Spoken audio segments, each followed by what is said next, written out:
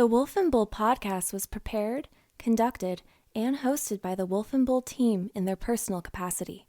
This podcast is for expressive listening entertainment, and any views, ideas, or opinions may or may not extend past the boundaries of this podcast. Conversations or specific comments on behalf of the hosts and guests are for entertainment purposes only. Due to language and potentially offensive topics, listener discretion is advised.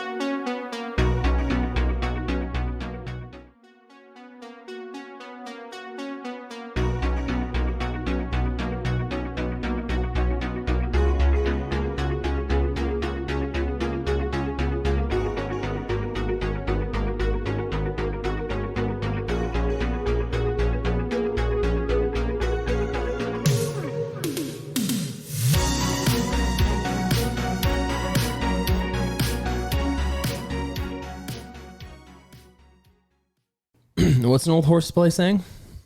When you ride something and put it away wet, that's when you take your horse out, just ride him like crazy, and you don't brush him down or dry him off. First, you just put him in their stall wet. That's what it's from, believe it or not. I guess you learn something new every day. That is not what I was expecting you to say.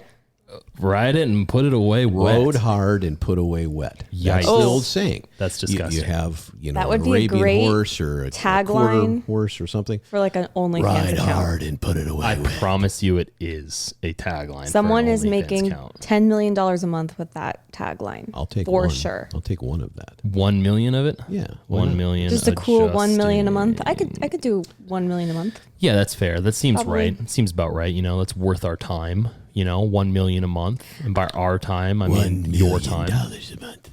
Yeah, well, that's a weird way to start off What the would you even episode. do with $1 million Well, I mean, we're a month? talking about, road scholars, road casters, things to ride, horses. So you got to flow with it. You got to Sometimes I let your feel mind. when you get one of those blinking signs for you and I that just says stop. Oh, what was the Staples button? You'd slap it. Yeah, that was easy. That was easy. That was but easy. it just I've still says got one of those damn stop. things. Yeah, stop. Never had to replace a battery either. Yeah, well, It's got the most powerful batteries. That's right. well, welcome to the Wolf and Bull. This is a very interesting podcast. We like to start things off a little spicy. I am the wolf, And I am the bull. and in the corner we have Beowulf. Yeah. Now, obviously, just a quick few disclaimers before we jump into everything. If you like what you hear, go ahead and give us a follow on a few various social media platforms. I'm butchering this. Follow on Instagram. You can give us a like to one of our episodes or our posts or any various updates.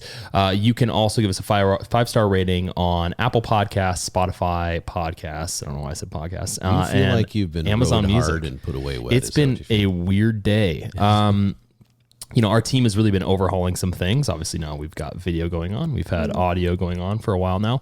And we would love to build a family. So we'd love for you to join us. Isn't that You're nice? making such a splash that one of the animals in this group may have to be aquatic soon. Listen, we're looking for some engagement here. So Wow. even if it's hate mail or love mail, Wow. preferably, Yeah. go ahead and Hate comment, mail, love leave mail, a review, email, snail mail. show us the love male, or female, no mail. despisement you have. Despisement. I I am like that. I am currently the guest on this podcast. Oh my God, you are not The So- perma-guest. You're like the frost on the ground in Alaska. It's the permafrost. The Just a perma-guest. little frosting on the top. That's but, right. There you go. But Wolf and Bull here. It's wolf and bull. They're and the a real sprinkle of bale. masterminds. Sure. I was told that I'm the brainchild and the star of the show. So. That's right. Gotta put the spotlight on me. But you two. then he looked away from the mirror and quit talking to himself. Yeah, that's what I do. My room is just mirrors, actually. It's really awkward. Hey, The, don't throw he any lives in a stones fun there. house the angles are terrible. with all different angles. So he likes to walk around. What do I like? Well, we're going to keep going down Look that at path. the We need a size of sign my for head. you. When I We need think a when I sign for think you of too. a room full of mirrors, 'cause I think of the new It 2. Oh boy. The old. I see that's well, on stream Are right they doing now. a third one? Are they going to? No, They're going to continue? do it until the red balloons are all gone. They will There's only drive one. that thing. They will do a remake in about 5 years, and you'll be going, "Oh my God, I'm old." Listen, That's you know you'll what? say. Those Every time remakes, the 1 and 2, were really good. they were, but most so. remakes. No, they're usually terrible, Yeah, but those ones did pretty you look good. back at the old pre-CGI stuff or infant CGI stuff on a lot of movies, and you're like, "Whoa." We were watching A New Hope. I knew you were going to go Star Wars. I knew you were going to go there. Listen, still good, but A New Hope needs new hope. Is that what you're saying? they tried reviving it with new age CGI when they redid it's on Disney Plus now, and they have scenes that obviously weren't in the original movie of, like a spaceship that's obviously of what's her CGI'd name in. floating across the universe. Oh no, that's in the new one. We don't speak of that out of respect for Carrie Fisher and our sanity. What does that doesn't have to even do with remember. respect? She's the one that decided to be in that movie and film that scene. She watched Listen, it and she went, made a bag. Yeah. Was she That makes actually sense. in it at that time, or was she already passed? No. When that's a that good movie question. came out, no, the movie, yeah, she was still. I mean, she doesn't Still even remember around. filming the first few movies because she was. She obviously Coked admits up the whole that, time. but hey, you know what? That is a great segue into the monologue. Yeah. Yes. Yeah. I am not coked up all the time. So no idea what that means. Rest in peace. Yes. Yeah, rest in peace. But yeah, quick little monologue before we get into the actual topic of the discussion. It's Monday morning. It's early and the sun is shining, and you've awoken, rested, energetic, and ready for the week. Now, obviously, I don't think this has ever been me. We're talking in real ethereal terms here. You go through your morning routine, cleaned, polished, and feeling ready to challenge the world. You, being a millennial who is likely 800 years old and stressed years, walks into your kitchen, you make a cup of coffee, some breakfast, and you sit down to engage with whatever your favorite medium of gathering information is. So you tune into the Disney Channel. It's 2042. After all the major news organizations have either gone out of business, imploded during the revolutionary activist years of the 2020s, or transformed into what would be considered pseudo Joel Osteen-esque theological expression sessions. Except all of those channels are majorly depressing and blame nearly every incident in some way, shape, or form on feminist women. The tables have turned. In the 2030s, independent minorities became the bad group, quote unquote, according to these channels. And in the 2020s, it was straight white males.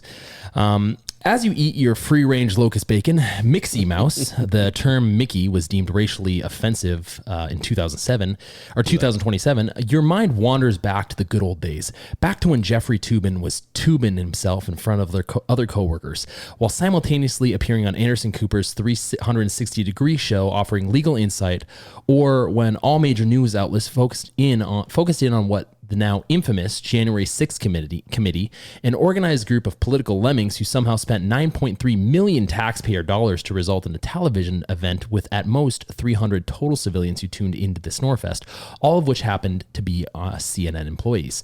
And finally, your mind wanders to fond memories of Fox News' Laura Ingraham, who somehow couldn't put the puzzle pieces together fast enough to realize that no, Raymond Arroyo was not referencing You, as in Laura Ingraham herself, but the Netflix telethriller You, a show so deep in its concept that an entire generation confused stalking and murdering with love and affection.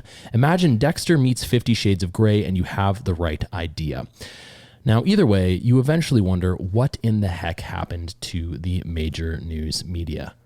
That was beautifully butchered. It was great. I stumbled through that like I was running a 110-yard pretty dash. good, actually. What is You? EWE? Is this a show about sheep? Are you being serious? You said lemmings. You talking about sheep following something? I don't think he's being not serious. being serious. What? Yeah, no, he's not being serious. Well, maybe Laura Ingraham wasn't being serious. I don't know. No. Have you seen the footage of that? I did. She was being And serious. she was definitely straight-faced. Yeah. But have you read up on it to see? Because I wasn't sure I have. when I saw it. Yeah. I was like, really? I've watched the entire Somebody clip. tell her You is You. This is a Who's on First bit from Laurel and Hardy way Yeah. back. I feel like They're Abbott and Costello everything with has become a Saturday Night Live skit. Yeah. and that's part of the reason why. Sorry, Saturday Night Live, SNL. I don't laugh very much when I see your skits because I just say, well, that is exactly what I saw on the normal television show. Well, I think you just hit on something very key and that we're going to talk about today, I believe, and that there is no normal. There never has really been a true normal. We could go back and maybe it started that way, but I think we'll discover through this discussion that a lot of this has been going on since the inception of communication tools in the first place. Right. And you know what? This reminds me immediately. I know that this is a favorite movie of yours, Anchorman 2. Oh, absolutely. Anchorman 2, for those who haven't seen it, the premise, sort of in layman's terms, is that Ron Burgundy, who's played by Will Ferrell, sort of created the normal news cycle, sensational news cycle that we're used to today. And I think in real world terms, a lot of us refer back to O.J. Simpson and the white Bronco and the slow chase through L.A. as one of the big moments where maybe a lot of news outlets realized, oh, we can keep eyes glued, advertisers happy, sort of thing. And in Anchorman 2, he sort of created that. So I wonder, when we think of major news outlets, where does that line stop between I am a news network that is trying to inform the public of important topics and issues, and I am an entertainment source to just fill the endless void of time and space for everyone who's bored with their mundane. Well, I think the question, because I think I personally, my opinion, I think we've surpassed that. I think that, news, obviously, and we'll go through this in its entirety. I've compiled some very comprehensive notes. It took me years of my life. It took years off my life, actually.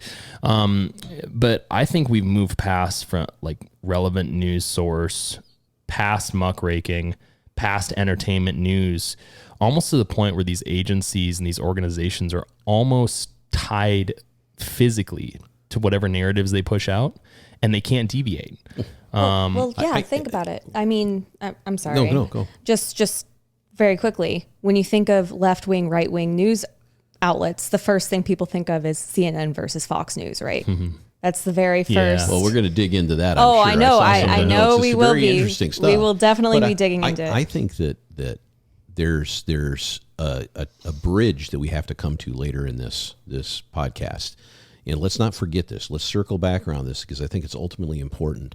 And that's, we're going from what we deemed as a communication tool to disseminate true information, or however one wants to interpret it, which is editorializing, which is sensationalizing, which is entertainment, et cetera, et cetera. But instead of dealing with all those nuances and all those differences, what we've come to is just redefinition. And I think we need to get back to that later. And I'll focus in on that at a point because I don't want to get distracted and go too far off the beaten path here. Because, that's what Let me happens go ahead when you and do write that with down. horses. If you do that with horses, you know what happens, right? And we're going back to this. They get rode hard. And put away. God, it's just so uncomfortable. It's Everybody just knows such an that saying, do they uncomfortable not? saying. I mean, who doesn't know that saying? Anybody so- ride a horse out there? Anybody? Never. It doesn't make it Heard any that saying less before. uncomfortable. It's Why is it okay. uncomfortable? It's You're like sharing the Hot for something new. Teacher Well, it song. depends on Share- if you know how to ride Ugh. English style or if you Oh go my Western God. style. You see, That- With No, a I know saddle, about that. English bareback, versus Western. I get what he's saying, but the implication is that it's not what he's saying. It sounds like your it's mind has just- been muddled through years I think of you've had social too media much- incarnation. Yeah, Yes. too much TikTok has destroyed my muckraker. mind. Yes, I think You so. are a muckraker. Well, You're Mr. Muckraker. As I was putting together these notes, I thought that I would cover something that was an op-ed. So, disclaimer for our viewers: this is an op-ed that was on the homepage of the Washington Post. Now, I am aware there are differences between an op-ed and an actual news article, but I do think that there is some credence to this point that I'm making because I think people are more prone to read op-eds. That's my assumption. Their titles are normally a lot more enticing. Their titles are normally tailored in such a way that get people to click on them and then eyes on the pages. Well, wait, before you continue, wouldn't you think that's also the news media outlet that's sharing that op-ed sort of wiping their hands clean of any sort of issues? Because think about it. Yeah. Amber Heard wrote an op-ed about Johnny Depp. So Exactly. Well, you Johnny just said Depp this- won in court. This op-ed was on the front page, you said, right? Yeah. on the front page yesterday. Right. Op-eds, if they really want them to be op-eds, you know where they're at? In the back. Well, They're in their pages not down. not online anymore. That's because they're not news anymore. It's because it's all about the headline. So I'm going to cherry pick some things from this article, but basically it's about the January 6th commission. And it's incredibly biased, unfortunately. And then we'll cover that later in this podcast. I want to make it very clear that my political affiliation, I want to try and differentiate my personal political affiliation from my observations when it comes to whatever I put together data-wise. This particular op-ed has a few quotes in here that I think are pretty telling of where the organization and where news is right now, quote unquote. So this is about the January 6th committee. This is a statement from Republican Adam Kinzinger, who was one of the two Republicans in the House January 6th committee. He said, quote unquote, "There is violence in the future. I'm going to tell you," he said on ABC's This Week. "And until we get a grip on telling people the truth, we can't expect any differently." Further stated in this op-ed, Arizona House Speaker Rusty Bowers, a Republican, testified about the man with a pistol who threatened his neighbor and the people who came to his house with panel trucks with videos of me proclaiming me to be a pedophile and a pervert and a corrupt politician, upsetting his wife and terminally ill daughter. Now, the statement prior with Adam Kinzinger, I think we need to look at this from an analytical perspective. Maybe not from a political perspective, but more from an analytical perspective, in the sense that, I don't know about you guys, but I do remember a time not so long ago in which there was a lot of violence and people predicted said violence and didn't predict said violence, but looked past the violence that occurred, and I'm referring to 2020, and said things like this while ignoring the things that happened in the past. Now, I don't want to conflate things. I think there's a variation amongst the January 6th situation and the rioting over the summer of 2020. I think both are terrible. I would consider them both equally terrible because I don't think there should be any disparity. At the same time, I do think there is a difference in size and damage and extremes. And, Adam Kinzinger's statement here would imply that they're all you have to do is may or may not be. Note, as you did a moment ago, that he and one other Republican are on that committee. Well, they're only on that committee because they decided to take that particular agenda and make it their own for their own quote-unquote political purposes. It's not because there's some independent mind that wants to tell, as Kinzinger puts it, the truth.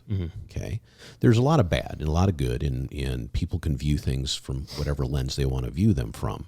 And I'm not here to debate whichever lens. Neither of the things you just talked about have a whole lot of good in them at all. They're disruptive. And in the case of the January 6th issue, it took the focus off something that a certain party wanted to focus on, and it gave the other party something to focus on for the last 2 years. Yeah. And it's been, but the key element to that statement from Kinzinger is, until we get a grip on telling people the truth. Yeah, well, which is entirely subjective. Exactly. In this case, it is. Yeah. There's a lot of people that claim they've been telling the truth about a lot of things for years that we discover years later they were telling the truth about, and they were squished into non-existence because they were telling the truth about it. Yeah. So how does anybody know anymore except for our ability to talk about all this shit? That's what I keep missing through all this. These people here are claiming that there are clear and present dangers in all this myriad of conspiratorial talk and platform discussions and communities and all that. And you can extend something out to its possibilities and come up with that understanding from almost anything. Yeah. But isn't that exactly what totalitarian states, authoritarian states eventually do? Yeah. And the big backdrop against that is our First Amendment. Our ability to say pretty much what we want to, with an understanding that the people that are listening in or watching something like this have their own opinion. Yeah. My job, your job is not to do anything with those people other than to explain our opinion. If they want to accept our opinion as theirs, that's their opportunity. If they want to differentiate from ours, that's their opportunity to do so too. But to have someone independent of all that say, no, there's only one truth, is a terrible precedent to set. Yeah, and I think that just for clarification for our listeners, when we're criticizing the mainstream media and discussing opinions from our perspective, we're not a news organization. This is a opinion podcast that 100% of the time are right 60% of the time, or maybe that's backwards. But just for some clarity, additionally, the title of this op-ed was "Ignoring January 6 Hearings: Fox News Violence." When I was looking at the homepage of Washington Post, there was a bunch of other articles that I had no interest in clicking in because they were not tailored for me to click on them unless I wanted to read something really boring, which is normally how it is. Now, in relation to, Arizona House Speaker Rusty Bowers, I don't think anyone should ever be subject to the type of social abuse that he apparently went through. I think it's nonsense that we do stuff like that. It's indicative of a decaying culture, and I don't think that we should support those type of incidences. Just like I don't think we should support the situation during January 6th. Just like I don't think we should support the rioting that happened over the summer of 2020, or which will likely happen in the future, God forbid, with the passing or the changing of Roe v. Wade. Now, another thing I wanted to focus in on from this article, and put a little ellipses in front of this, is warned the vice chair of the panel, Rep. Liz Cheney, Republican, Wyoming, "We cannot let America become a nation of conspiracy theories and thug violence." So you should talk to the CIA about that, Liz Cheney. Haven't you watched Stranger Things? Don't you know what MK Ultra is? The democracy America has cultivated, here we go, for 230 years is slipping away, leaving us in danger of becoming a system in which political differences and elections are not resolved by the rule of law, but decided in the streets. Hard stop. But it was decided by rule of law. The election went through. Joe Biden became president. Hard stop. And the previous election before that was contested just as hard on the other side as this one was. Yep. Totally ignored. And to continue, as Greg Jacob, former Vice President Mike Pence's chief counsel, put it in his testimony about January 6, 2021 insurrection, "We didn't arrive at this precarious moment solely because of Trump. I agree with that. Trump couldn't have happened if Fox News and Republican elites hadn't normalized his threats to democratic traditions. Now they continue to do so with their breezy dismissal of the breathtaking revelations of the January 6 hearings." Now, that's code for breaking traditions that have been set forever is somehow a bad thing. Well, here's the thing: is I don't think, and maybe my depth on the January 6th scenario is not as deep as I think that it is, but I do agree in the sense that a lot of people acted like morons that day. Absolutely. Former President Trump included.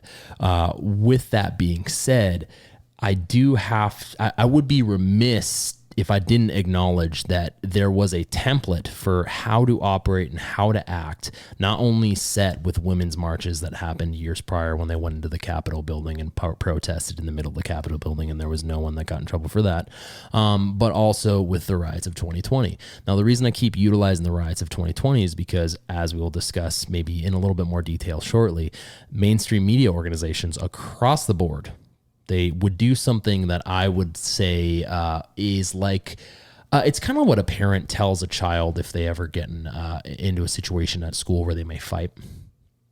Win the fight. If you get in a fight, Billy, you'll get in trouble. But if you win, you'll get in less trouble. And I see that being the same type of thing with 2020. I heard a whole ton of people from CNN to Fox News to MSNBC to ABC to every news publication till the end of time saying, you know what, rioting and violence is not good, but I understand why they're doing it. You're condoning activity and not saying that there's a direct correlation, but that happening prior to the election cycle of 2021, 2020, and then people rioting at the Capitol might be related because there's at least maybe from my perspective, it's a game plan. All sides are everybody should be more than happy to protest what they don't believe in. That's part of the First Amendment, our right to be able to do that. Peacefully protest. Thank you very much to say that. And we all have the right to look at things around us and be very upset about the incongruency of things, about the inability to feel like you're living on a fair playing field. Okay. And I've been in situations in the business world where I've dotted my I's, I crossed my T's. I know I'm doing absolutely the ethical right thing in this circumstance. And yet something happened to cost me, in some cases, a huge amount of money. And there's no determining a logical escape route from that. The only thing that you look at when those kind of things, those eventualities happen, is the unfairness of it. And you have kind of two ways to go, right? You either acquiesce to that and determine that you have a larger picture that you're looking at, and it's not that important that that's going to happen. The pushback that and the other is to push back. And if you were a leader trying to be a second-term president of the United States, whether you like his tweets or not, if you look at the run-up to that election, the slowdown of the vaccine distribution, because it was done ahead of time. They waited till the election was over to push that vaccine out on purpose. That's another podcast episode. It's totally, you can I see agree, it. All but you have to do is look at a calendar to determine that. And the fact that you take his voice completely out of the mainstream platforms of Twitter and other places. They just literally take them off. Even if people can make a logical argument there was good reasons to do it, then you lose the election. If you're that guy, you're telling your people around you, they just robbed me. And I'm not saying that's what happened. I don't have any way of determining all the conspiratorial things that people talk about with the 2020 election, nor do I want to. It happened. People have lost and won elections in the past in this country and countries around the world for undetermined reasons, and things move on. In this country, you want a safe transfer of power, even if you believe it's wrong.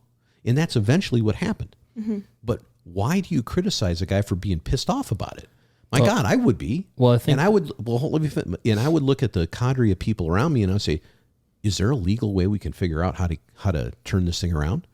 And now you're being blamed for it. Come on now. Yeah. Well, Bae, you were going to say something. Oh, I mean, I was just kind of banking off what you were talking about, but I think, unfortunately, the outliers of every situation, good or bad outliers, always skew the data on all of these things. And we were talking about, you mentioned peaceful protest, First Amendment. I think I'm of the belief, I know some people may disagree with me on this. I'm not saying either of you, I just mean generally, especially today with all the polarization going on. I'm of the belief that most people are actually logical and aren't intending to ruin the lives or days of the other people around them. Unfortunately, when you have a bucket of water and you have one, or better example, you have one big white sheet of paper and you take a Sharpie and you drop it on the piece of paper and you have one big black dot in the middle, everyone's going to notice the black dot. That's the same thing that goes for every side of the spectrum. Everything's going to be bleeding together. And eventually you're going to have people focusing, whether it's politically, whether it's on any sort of hot topic, you're going to have people focusing on whatever is the most noticeable thing, usually opposed from what you're believing in. Yeah. People focus less on how many people agree with them and more on the people around them who disagree. And sometimes that conflates a lot of these topics we're talking about. I don't know, when you're talking about the perspective thing, I think that is a good point. Whether you agree or not with someone's perspective, I think it's important to take into account that someone's experience will affect how they approach certain situations. And, you know, as a country and a society and a culture right now that puts so much focus on having empathy for other people who have different lives than you, we certainly relegate that to only very specific niche groups of people. Mm-hmm. And the vast majority of people living in our country today, while we're all different, have very similar day schedules. They get up in the morning, some work out, some don't. They have families, they don't. They go to work. It's very similar lives, yet we focus on these niche details. It's the same thing when people focus on like zodiac signs. We want to be individualized. We want to focus. Go ahead. I'm sorry. I think we should address that further in the podcast because I do think that these are relevant statements that you're making in relation to specifically how entertainment tailors that viewpoint that you just made. I want to definitely oppose what Bale was talking about there. I disagree wholeheartedly that people are more logical. And that's what I think they're by far more emotional. Mm-hmm. And I think if we circle back around to that, maybe you can write a note too on that, because I didn't bring a pen or a pencil to this meeting today. But and we'll I'm sure find a way to weave our way back to this. Yeah. But I wish that your statement was correct. Yeah. My life says that is not true. Yeah. Well, and that's actually, I would say, with these next few statements is probably pretty accurately reflected. And quote unquote, in doing so, well, I'll just start actually at the beginning of the statement because it makes more sense. Now, Trump is claiming the January 6th probe is fake and phony, and the testimonies from his former advisors are doctored, and Trump allies and supporters are helping him to get away with it. Again, in doing so, they are effectively guaranteeing more violence, and no side is immune from the growing threat, as the arrest of a man planning to assassinate Supreme Court Justice Brett Kavanaugh reveals, which I'm pretty sure that guy was a far leftist. At least that could be wrong. But they're going to blame it on him anyway. Well, I guess my point in saying that is, okay, well, you blame him literally for everything then. Correct. So the statement of, well, this didn't start with Trump is a misnomer, right? Because if we're going to blame him, the whole world Yeah. started to burn as soon as he got in the office. Yeah. And that is the starting point of the narrative. Yeah. Because you can twist anything else around that narrative. Well, when it comes to the emotional side of things, I'll end on this one thing I thought was just it probably supports that position is, and this was said by Gabriel Sterling, Gabriel Sterling. All who are silent now are complicit in assuring that the horrors of January 6th will recur. I'm pretty sure they might have meant reoccur, but still, I really struggle with those things because I feel like and I think that there is definitely a leaning bias with that particular op-ed, as there is with almost all op-eds. But this op-ed is tailored in such a way that, oh, well, yeah, obviously we're trying to be objective. Like, this didn't start with Donald Trump. Like, these problems didn't start with Trump. But anyone who, like, doesn't demonize him and all the people associated with him and, like, doesn't agree with us, they're a part of the problem, too. Well, as certain people I know would say, they're part of the deplorables, right? Yeah, but what are the deplorables? Exactly. This is going back to what we're going to go to, this redefinition thing. This is what happens. Yeah. If you have an event that occurs, and forget January 6th for a second, if you have an event in history that occurs that is not normal, it's out of the norm for whatever we're talking about. Say it's a city and something occurs there. There's a fire somewhere, and there's an injury, or the library burns down, or I don't know if I'm using the right analogy along these lines, but anything that you can think of where there's some anomalous occurrence, that it's unusual for that set of circumstances, but it's just part of the line of time that we go through in our lives or as a society or whatever. And you have two choices. Three actually. You can ignore those circumstances entirely, rebuild that church, rebuild that building, understand that people got hurt, understand who did it or why they did it or whatever, and move on to the next thing and grow as a society. Or you can take, for other reasons, and it's always other reasons, and make whatever that is a much bigger target. Make it a bigger and bigger thing. You know what? That building was burned down. It was built by the founder of our city, and he had these things happen with his family, and he was an original immigrant from this, and he actually helped the indigenous people in the area, or whatever story you want to make up. By the time 5 years go by, there's a national holiday around that event, because you've decided that it's important for reasons other than original to make that event bigger than it was. And you can do the opposite with other events. So you were talking about 2020 in the riots of the summer and the summer of love, or whatever the hell they talked about in Portland and everywhere else. And you can, if you control the media, which we're getting into, if you control that narrative, or at least 80% of that narrative, you can shrink the size of that event to make it a non-event. And you can blow something else up in retrospect that's against your philosophy. And that's exactly what we're watching today. Yeah. Well, I think, for our listeners, just to clarify that, I brought up that op-ed, and I'll bring up, a quick little run through of the history of the news media, so you can get a really good image of, where we started, which I'm not saying is perfect or ever has been, compared to where we are now. And there's a big gap. So bear with me. This is going to be real quick. So history of the news media, here's a quick historical overview of newspapers and their inception. The first printed news appeared by the late 1400s in German pamphlets that contained content that was often highly sensationalized. So highly sensationalized situations, topics, scenarios is not abnormal to news. All right. So I'm not going to criticize that because it makes sense. You have to get some people to be interested in whatever you're talking about. And being boring is not going to get people to do that. Now, the first newspaper written in English was the Weekly News, published in London in 1621. Several papers followed in the 1640s and 1650s. The first American newspaper was published in 1690, but was immediately suppressed due to lack of permission on behalf of the current government. In 1729, Benjamin Franklin began writing a new form of newspaper that was more satirical and more involved in civic affairs. So it seems to be a little bit more representative. So he invented the Onion. A little bit more representative than some of the Onion news institutions that are around today. Then with the ratification of the Bill of Rights in 1791, freedom of the press would be guaranteed by the First Amendment. In the 1830s, newspapers started seeking commercial success and turned towards reportage. This began with the New York Sun in 1833. Advancements in technology made it cheaper to print newspapers, and penny papers emerged. Early 1900s saw progressive era journalists using a new style of investigative journalism that revealed the corrupt practices of the government officials. The people who wrote them became labeled as muckrakers, which I'm sure people are familiar with that term. They became very influential and were a vital force in the progressive form of reform movement.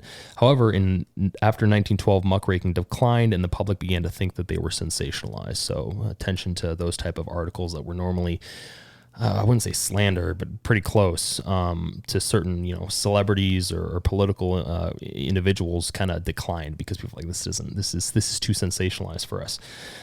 During the 1920s, radio became a news medium, and that was a significant source of breaking news. With TV came the Communications Act of 1934, an agreement between commercial television and the people of the United States that established that the airways are public property and commercial broadcasters are licensed to use the airways. The main condition for use will be whether the broadcaster served the public interest, convenience, and necessity, which I think is a good point to bring up. Yeah.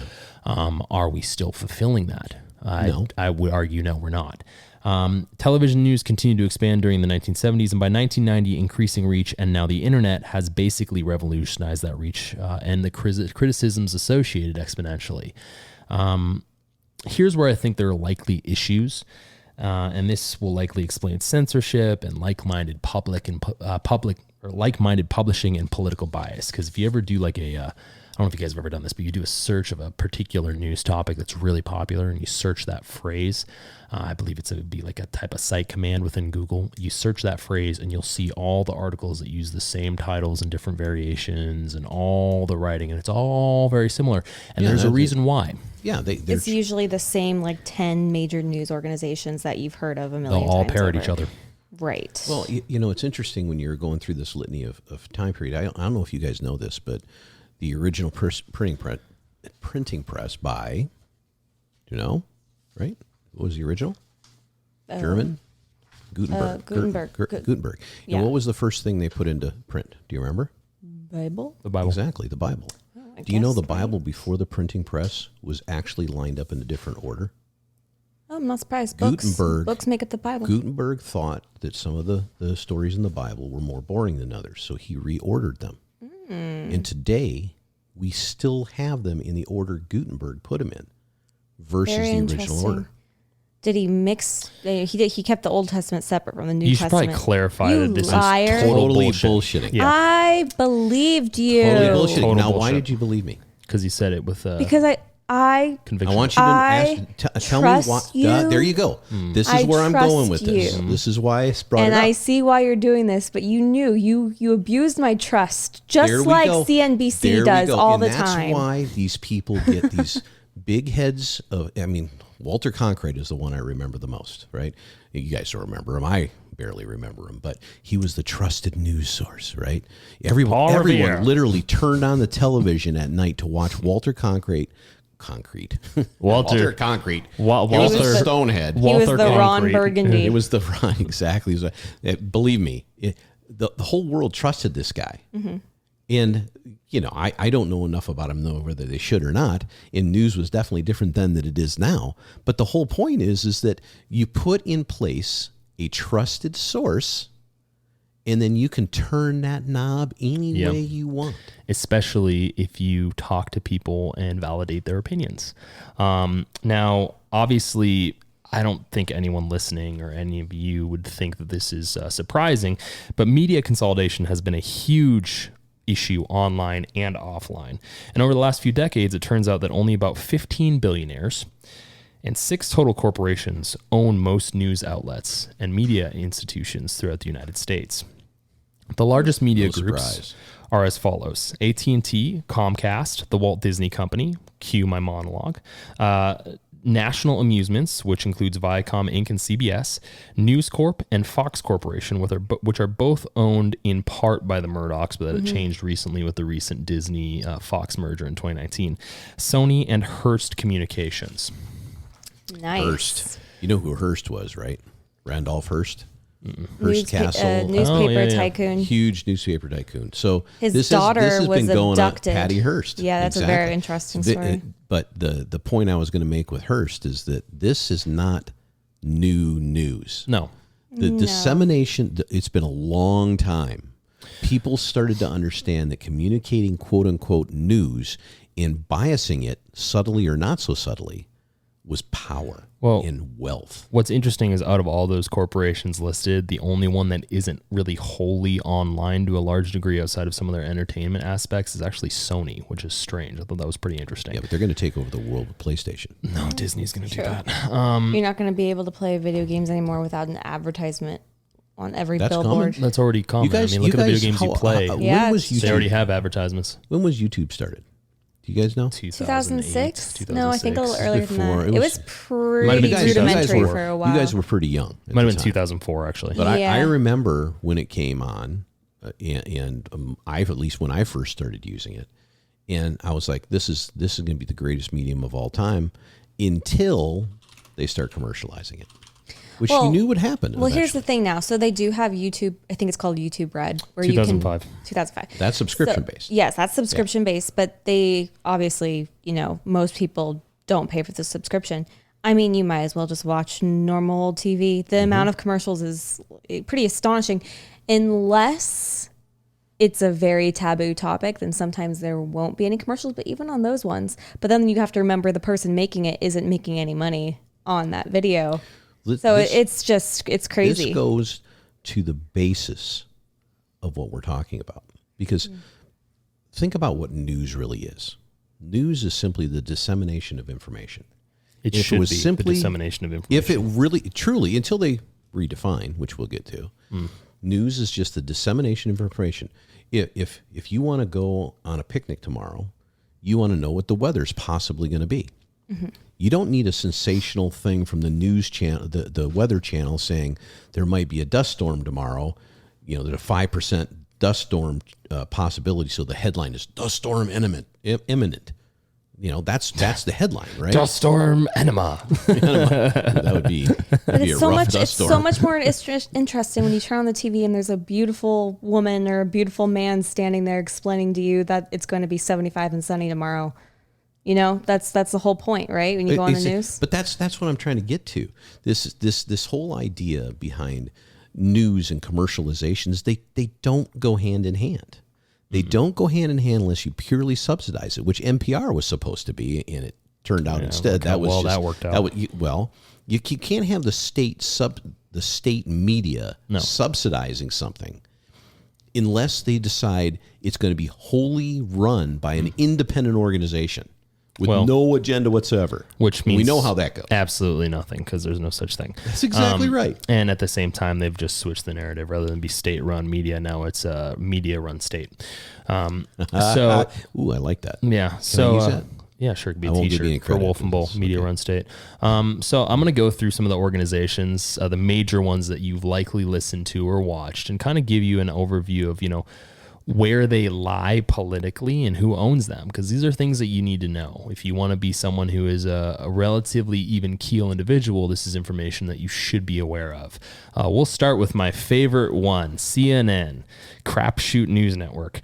And I took this information, by the way, from allsides.com. It's a fantastic resource when it comes to being able to find various news sources, media institution and they compile data and information that tells you, and it also can be voted against by the people, reading it, where organizations lie. And it's actually pretty fascinating.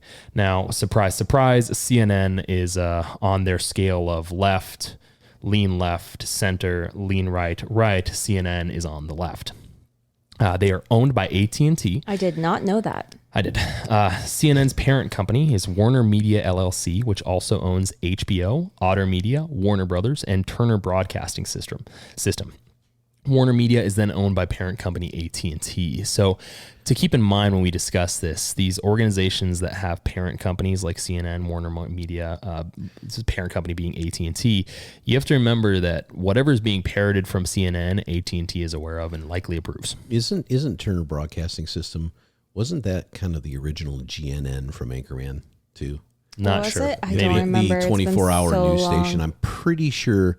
I can't remember if it was Turner Broadcasting. Don't you watch Anchorman 2 like once a week? You should know this. Yeah, but I don't know what this. it's modeled after. Oh, I have no idea. I can't remember. You are the reference I love point of Anchorman all too. wisdom and Just love knowledge. it. You're the reference point of all wisdom and knowledge on this show. You should know but this. Don't you realize that I am blind? Oh, God. I brushed my teeth with a lobster. So So ridiculous. stupid. Yeah, some of it is crazy. The best movie. Well, It was awesome. here's the thing is like, just to clarify, like I don't inherently have a problem with any of these organizations except Disney, and I'll explain why. But when it comes to like CNN and the organizations that own them, it's important to know that you're being fed, whenever you watch their information, you are being silently and subliminally fed bias and information that they parent company, as far as I understand, they maybe have nothing to do with it, but they have nothing to do with it. I can't link. You're being fed information they approve of and they want you to hear. Now on Fox News, which used to be, according to all sides, on the right, which because of the Disney merger, I disagree with that now. Fox News was owned by Fox Corporation, which is owned in part by the Murdoch family. They had a 39% share. It is also important to point out that the same person with Fox News ownership, Rupert Murdoch, owns News Corp with the same 39% share, and News Corp owns the New York Post, HarperCollins, and the Wall Street Journal. Now, as I stated a second ago, the above information is prior to the Disney-Fox merger, which occurred in 2019 with Disney purchasing the bulk of Rupert Murdoch's media assets. Can you guess the amount? A lot. $71.3 billion. You ever read the Wall Street Journal? Yes, I have. One of my favorite things to read. Yeah. I mean, it used to be. I don't read it so much anymore, but we were talking about logic versus emotion and things earlier. And though they have their op-eds as well, like anybody else, they are legitimately trying to show you, here's some graphs, here's some facts, here's what we think's going on. Take it for what you will. Watch that change. So I hope not. One of my favorite journalists is he often wrote for the Wall Street Journal, John Carreyrou. He's the one who did the breaking. Carey? Yeah. Carreyrou. Let me get He did this story on. get in my plane to solve climate I will not change. use any fuel. Only my The blowhard world gas is warming. Wait, that's wrong. The climate is changing. Ooh, nice. Glad you caught that. You can't say Well, the world I'm is warming. The Not climate- talking about John Kerry. I'm talking about John John Kerry. Kerry. That's right. Carreyrou. I keep trying to say it, Caribou? but then I've got John this guy Caribou? over here Hey, if his name's making John, noises over if it. his name is John Caribou, he's an animal. He can be invited on this show. John Let's see if we can get it. Kerry. Boo. Anyway, go ahead. Caribou. He wrote he broke open the story on Theranos. Theranos. You watch. I'm telling you guys right now. I was going to say in your lifetime, so it's even going to be quicker than that. It's probably in my lifetime. Well, now you're telling us in the past. Excuse me? You said right now. Now you're telling us in the past. I'm telling you right now. Yeah. There is no right now. There are only history and future. That's all there is. Your dad jokes are rubbing off on me. I'm going to leave that entirely alone. I don't want you rode hard. But anyway, Oh, my anyway. God. What was I saying? Theranos. Oh, within my lifetime, there is going to be technologies, and it's probably going to be nano-infused technologies, where you will have a tiny little pinprick, and it's going to do exactly what she wanted it to do. Well, Listen, I'm telling you, she's got a her great idea is brilliant. It's going to be pushed Her by idea is Pfizer. brilliant. I've got a lot of ideas as well, but I Yeah. just don't have You the just wherewithal to can't lie lie. that long. You Yeah, can't exactly. lie I can't about do it. People would know me right away. I would say Gutenberg changed the Bible, and people would know. right Honestly, away. I wish Because they go to CNN. it would have been such an amazing story if she wasn't a liar. Yeah. It would have been amazing. I mean, truly, you know, the I interesting. hope one day you're. I think you're I'm right. I think I am you're right. right. One day we will get there. Unfortunately, at the time, we weren't ready, and I still don't think we're ready today. But you know what? It's just such a shame because it would have been so cool. I think we already have technology that's similar. Sure. Well, maybe except the U.S. government. Well, The US government? No. Well, I was going to say with the Theranos thing. I don't want to get too off topic, but with the Theranos thing, she was going around saying that the U.S. government was interested in implementing her device out on the field, Well, like they out in probably- the war. Yeah, exactly. For like medevac stuff. Well, if you want to listen in detail, it was episode like 40 something in the 40s. There's an episode. Just look We have up a full Elizabeth episode on this. Holmes. It's a whole thing. A full episode on this. We also have there will eventually be an episode where Elizabeth Holmes and John Kerry they are be featured. And on Mr. our show. Caribou. She was convicted, Mr. by the Caribou, way. she Oh come yeah. on. Of She her was. She's gone. security John exchange Kerry, fraud. my favorite individual, Elizabeth Holmes, is You here. sound like the ghost of Christmas Past. I'm the ghost. No. What's the first guy? I sound like the freaking Christmas Carol. Sauron from Not Saruman Scrooge, from Lord of the but Rings. Scrooge's partner that died. That's what he sounds like. You got bringing the chains in. You are my mortal I don't enemy, remember. Gandalf Moriarty. the No, not Grey. Moriarty. Moriarty? No, you got it from- wrong. We're down I a know. path. We're I off had the it, path. but We're she- getting I off the couldn't path. get it. Too Getting many So off you the were path. talking about Disney. We're Disney. talking about Fox News. Yes. Disney owning Fox News. By the way, for any conservatives listening, there is probably a reason why Fox News is starting to sound a lot like left-wing media. Probably because Disney owns them and they want to put penises in children's faces. wow. Oh, my Now, God. What a it's- hot take. Find the lie. NBC News, they are considered by all sides left of center, quote unquote, as I like to say, medium left.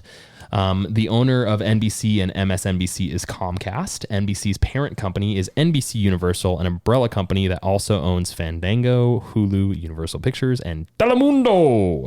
NBC Universal is then owned by parent company Comcast. See how they do that? They kind of go around all those little... It's not a monopoly. It's not a monopoly if everybody does it. It's not a monopoly if only 6 companies in the entire United States of America does it. Actually, that's That's not a monopoly, is it? It isn't. It's not a Actually. monopoly.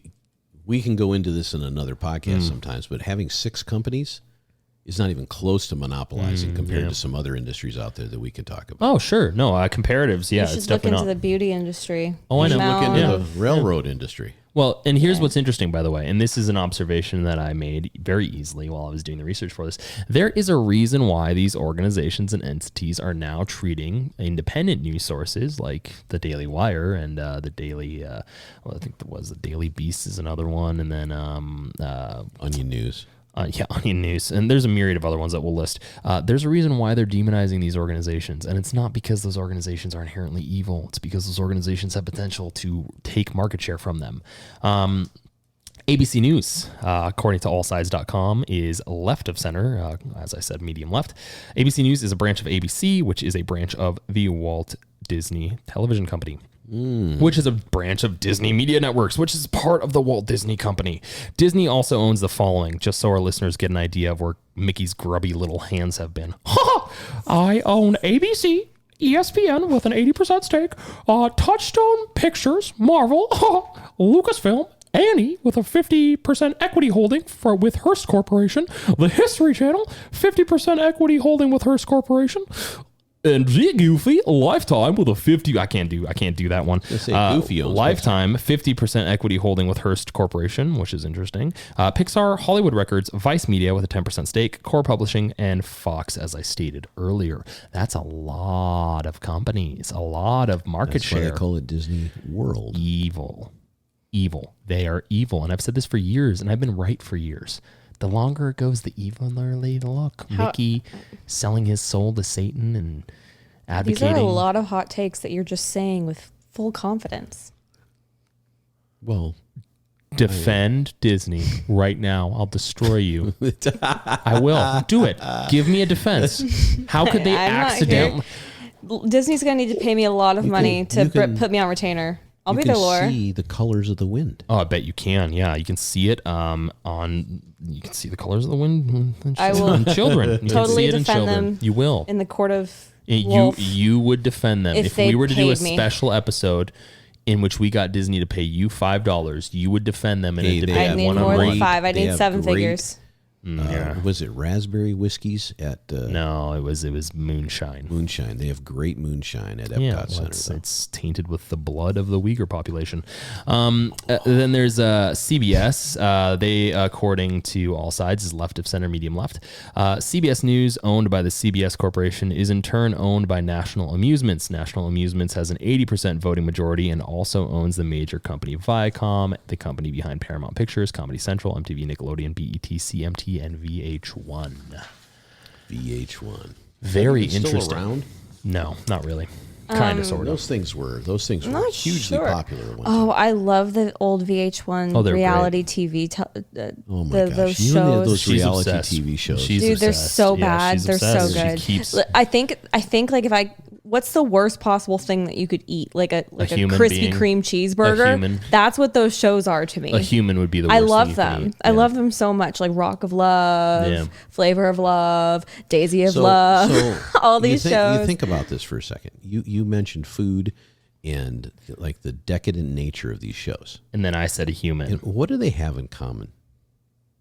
What do you think they have on the base level commonality? They make you feel better about yourself. Very temporarily. They're like Oh drugs. no, I'm not saying it's good. It's a drug. Truly. These are truly drugs. Truly, It's a different methodology of creating a chemical imbalance in you to drive certain behavior. I think shows like that, not just these old, those shows would never fly in 2022 airspace. Let me tell you, there's no freaking way. They were Don't age well. throwing words around back then that would get someone arrested today. But anyway, but I think shows like that today too that are a little more polished but just as idiotic, Well, like some of these Netflix specials, yeah. like these Netflix is not Kiss on or the, Marry or Die show. Well, I don't know, whatever they're called. They are on the left side. They're all because people watch them to make fun of them, right? Most people watch those shows to kind of be a little judgy of the whole situation. here's Maybe that's how just I me. kinda- Maybe this is a character reflection of Here's me. kind of that's how I what it is. wrap this up in a Yikes. bow. Today, I will sit in my front room and I'll put on a streaming service, one of a million of them. One of the 17, Exactly. 5 of And which are being paid for by me. bro- Thank you. All of them left leaning. All of them left leaning. I'll browse around at these things and I'll find something that looks interesting. Yeah. And I'll watch one of the shows.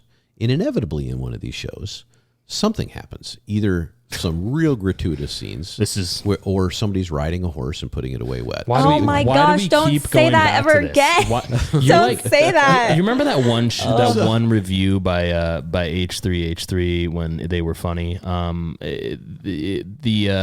The pony one where he's talking about the one What? guy. Don't bring that up He's either. like the one guy. What are you He's doing? like the way he Do keeps not talking about refer to horses. him like that. He keeps talking. He's just it's like a horse. Let's ridden move way. on. Hey, I grew up on a farm, like for God's sake. Oh, that does not help, Dad. Or Bull. Just move along. A little bit of nepotism going on here. Move We're along. getting Did you you away. say moo to a bull? Okay, Move along. Like, Don't say moo to a We're bull. gonna move you along like Biden's PR team. Hey, well, where was my point? I lost it entirely. I did too. You brought up the horse. It was no, on you. it was before that. It was gratuitous it was- scene. Some horses put Yeah, away you're saying wet. you're because gonna- you don't want to put the horse before the cart. No, you were saying you're going to go home from You're the out of studio. control. You were You're out of going to turn control. on a Oh, yeah. streaming So- service. So, bottom line is these things back when Bale was young, I would have never watched anything like that ever. I would have been shocked Yeah. to see even a normalized show Hey, on one of those streaming services 15 years ago.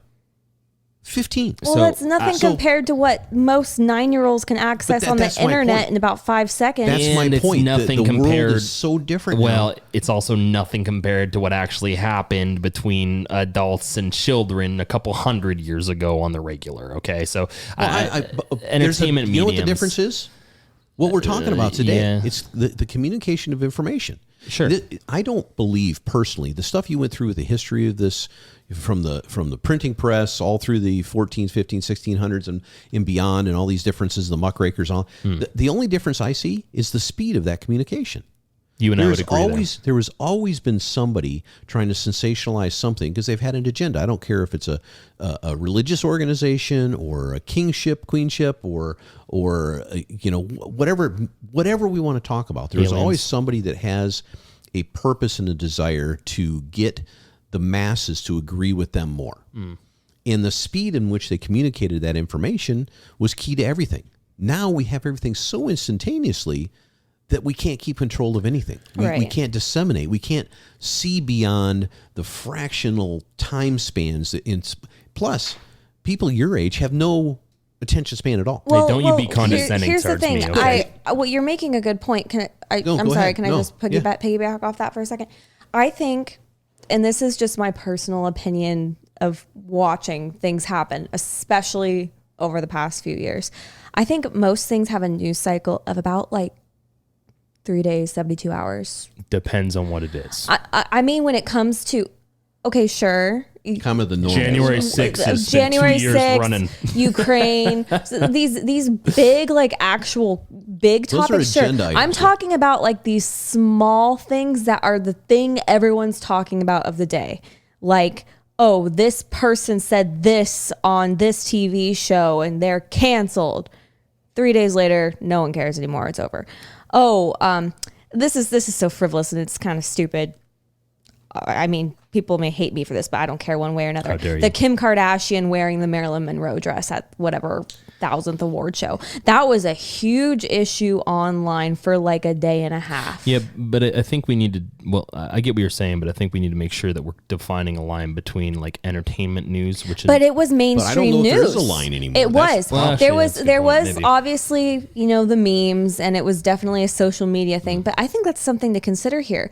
A lot of the social media platforms, these mainstream media have bled, and they have a grip on social media. To think about Twitter, which is mostly used for news. Twitter is the main source of news for a lot of people. It's also mostly run by, not mostly run, but there is a large subset of people within that industry Academia that utilize it. and industry. Right, but my point is, you can go on Twitter if you're a journalist. You can go on with 20 followers and get a blue check mark. And if you have a blue check mark on Twitter, that means that you're going to be pushed to the top of algorithms. And when people search things, if you typed it out, you're going to come up first. Yeah.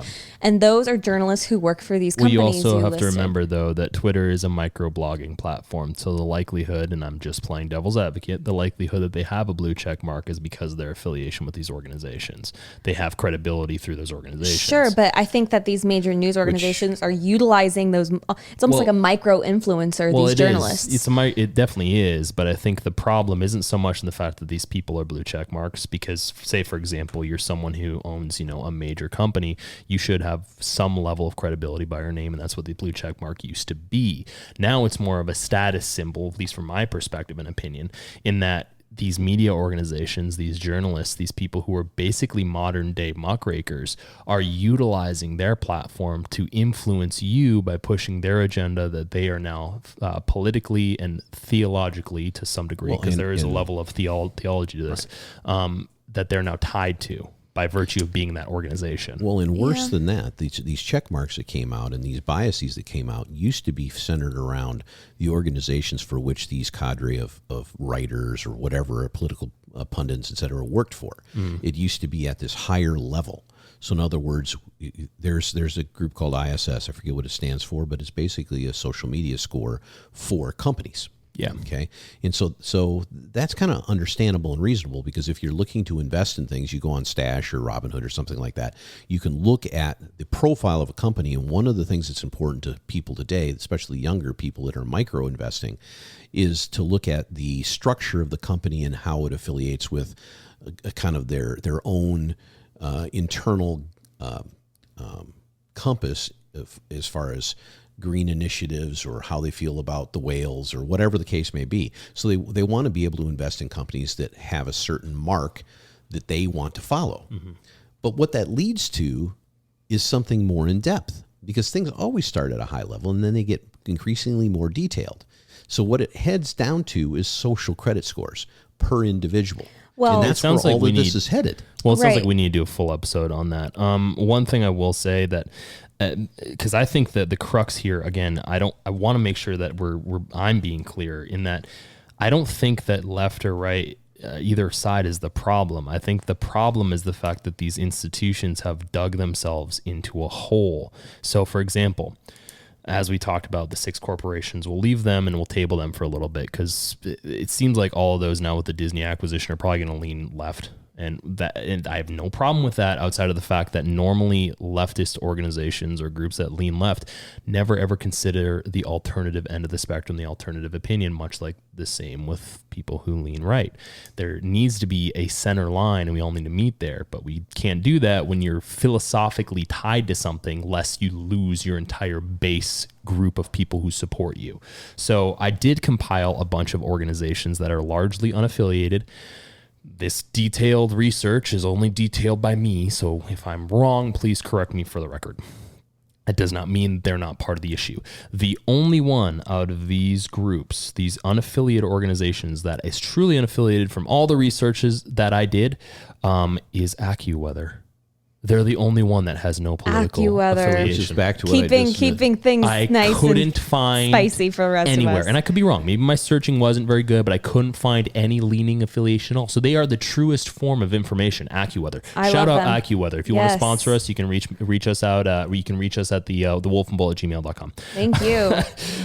So there's Arkansas Online that leans left. There's the Atlantic, there's left of center. There's the Boston Globe, they lean left. There's Breitbart, they lean right.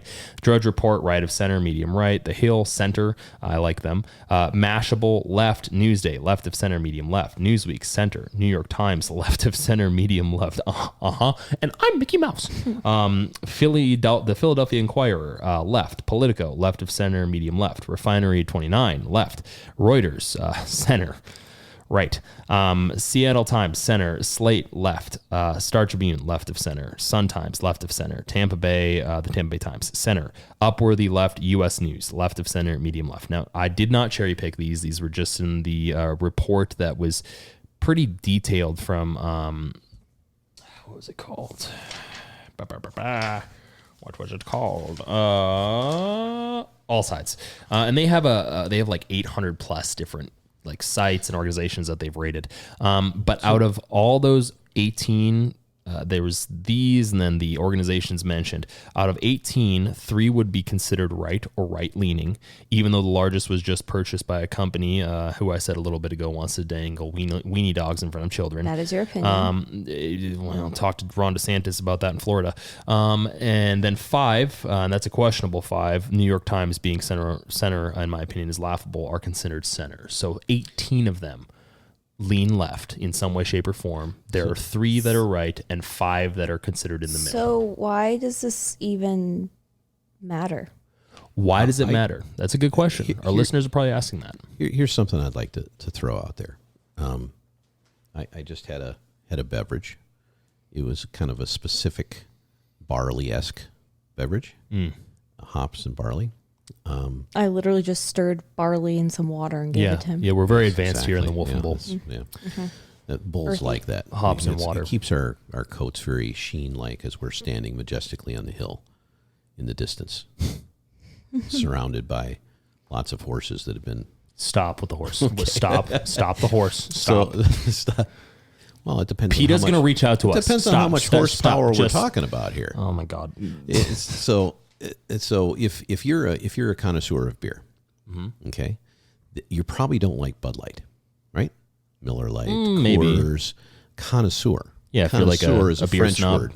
French do not care for beer water. Another absolutist statement. We're going through it If today. you're a beer doing lover, it now If you're a cheese connoisseur, you don't want to eat craft let me qualify singles. this. If you're a beer lover, you may be entrenched with your local beverage that's been around since the 40s.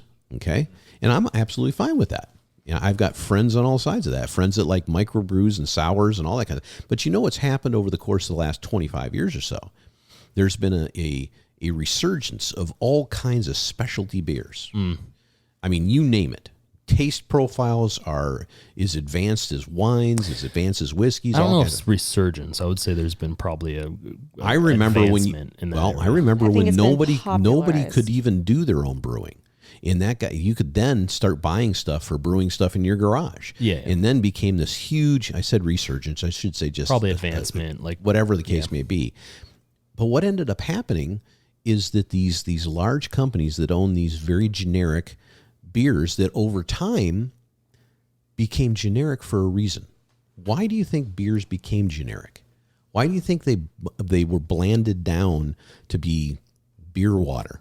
As I just people said? are likely to purchase something like that because it tailors to everybody. Exactly. It's a broader spectrum. It's a broader profile. Water. Flavor profile. It's water. Well, and believe me, I can sit around and guzzle some Bud Light with the best of my Throw it on buddies, a full pack and be totally especially fine. floating down a river somewhere or something Yeah. like that. But the fact is that these large companies began to see that people were into microbrews, people were into specialty flavors, people were into the real left-leaning or the real right-leaning beers.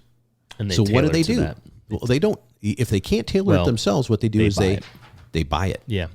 And that's what you see happening with these large companies.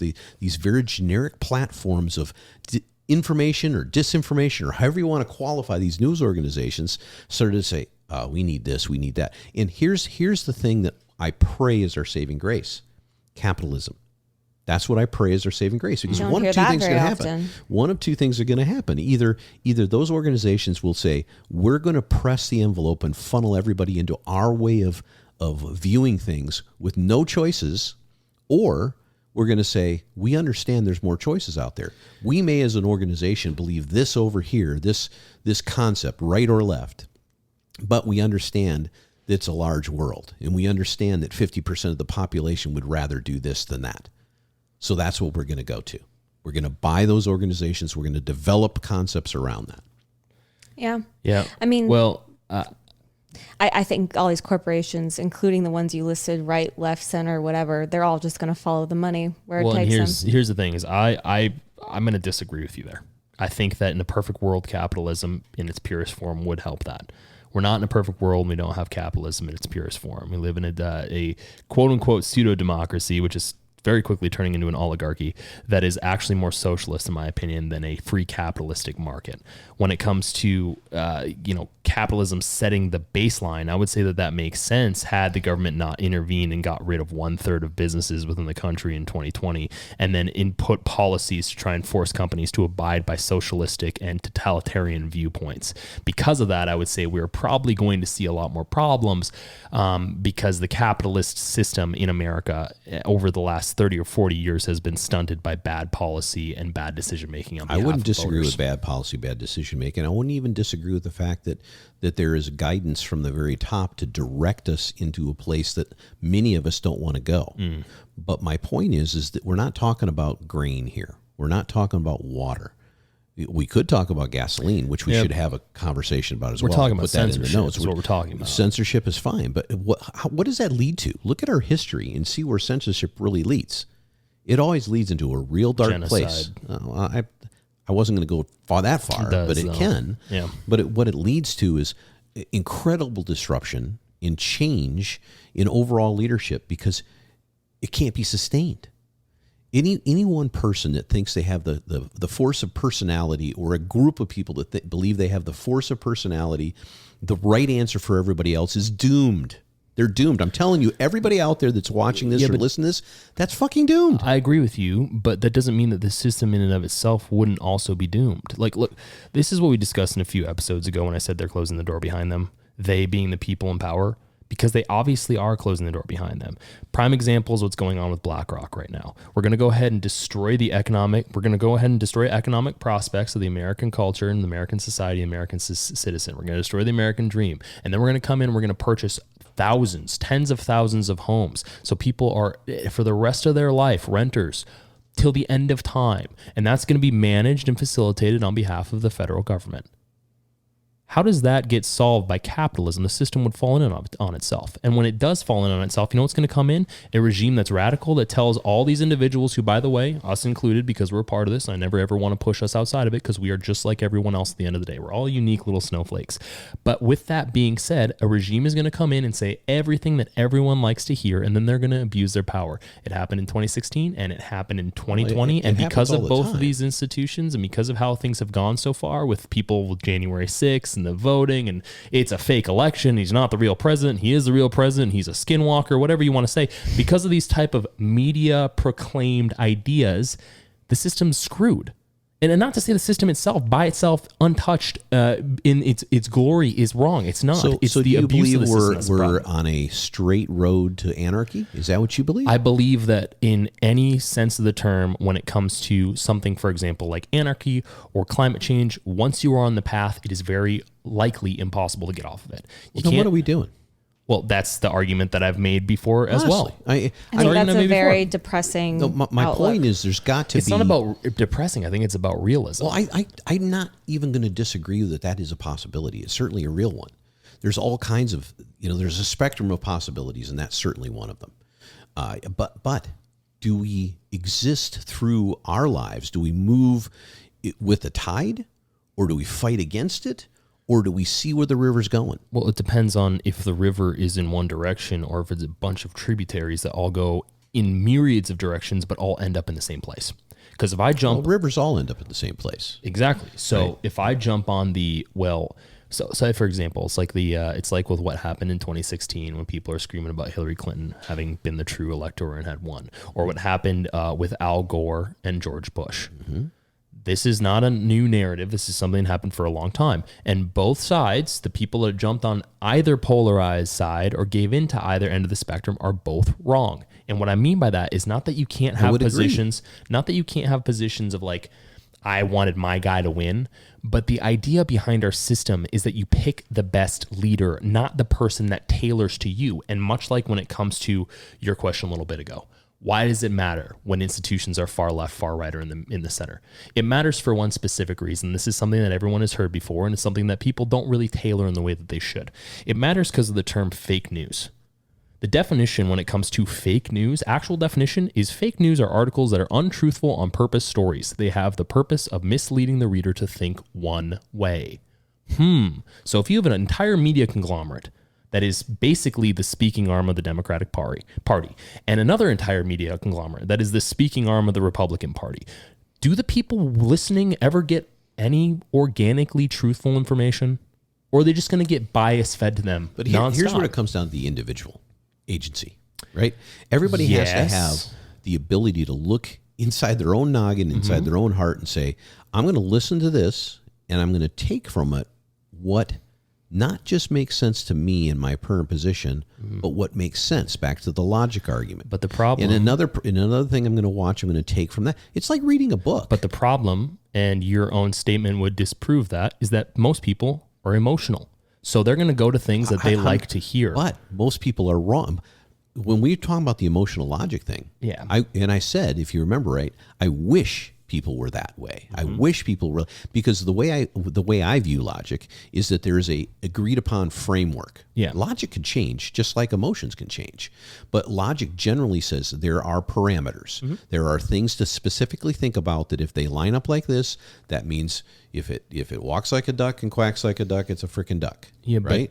And then there's the emotional thing that says, well, it walks like a duck and quacks like a duck, but I just think it's a goose. But the problem is it, and I get your point, but the problem is I think there is a compounding sequence of systems and events that people go through throughout their life in American culture specifically, because it's an easier topic to tackle, in which they are led to believe one way or another through nature versus nurture. Obviously, we've discussed this, but specific organizations, teaching organizations, the American schooling system is specifically designed to teach people to follow rules as opposed to develop organic opinion or follow the crowd as opposed to develop a critical form of thinking. That was shown in 2020. It's shown in the 2016 election, shown in the 2020 election. It'll be shown in the 2024 election. And End of time ad infinitum. Composed with that, when people graduate, they think that they own the world. They think that their positions on climate change, on abortion, on freedom, all of them are correct. Because why? Because their teachers, who all align with one political affiliation on one side or the other, told them that it is. Because the media organizations fulfilled that, because all they get are little blog posts from Twitter that speak in one direction or one way. Why do you think they care about those positions? Because they're emotionally tied. And if your worldview are specifically emotional, you have a hard time connecting to logic. If your attention span, because of TikTok and Reels, is specifically tied down to 6 to 8 seconds of clips, why would you spend your time listening to a podcast dissecting all this stuff? I mean, it's a compounding sequence Changing of problems. one mind. You should listen to the Wolf and Bull podcast. That's exactly it's fantastic. right.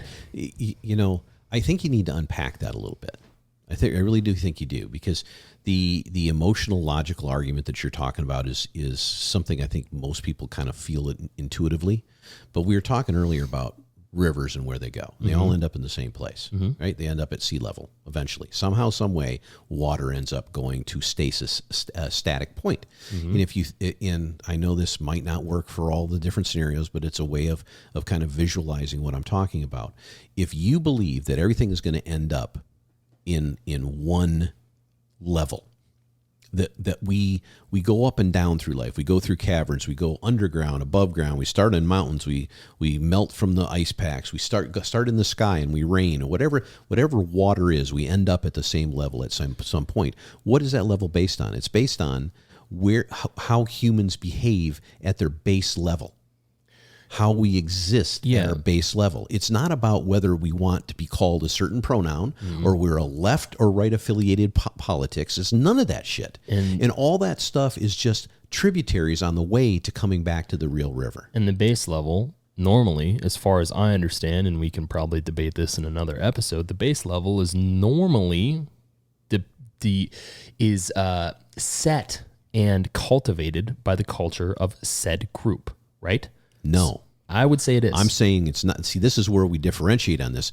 I'm saying that the culture in the set things that civilization shows us is an attempt for human beings to overcome their base nature. I understand, but the statement I'm saying is that in the first world where we currently are, I see it as I set the base level as culture, because the only way we can refer back to what should be done within a certain group or community is by referencing original guideposts within that culture that change over time. How do the cultures disappear in history when you look at it? There's a myriad of different ways, but the only reason I'm saying this is because I see the situation when it comes to politics, media, viewpoints within society, all that's downstream of culture. I don't see culture being downstream of all that. I see it inversely.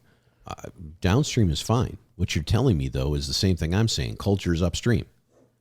Upstream means it's going downstream. I would still say that would be the baseline level when it comes to. I disagree. Maybe it's a mountain pond, but it's not the baseline. Hey, there's mountain ponds. They exist. Yeah, they exist. And you know what they're trying to do at all times?